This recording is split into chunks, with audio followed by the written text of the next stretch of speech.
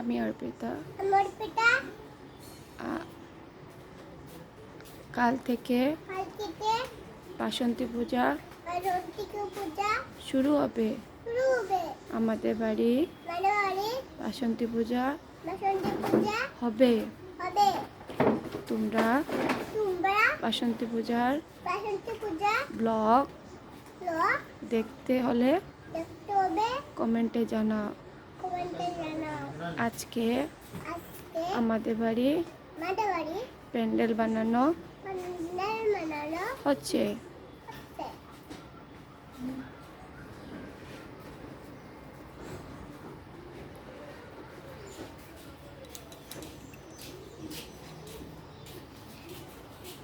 কালকে ঠাকুর নিয়ে আসবে।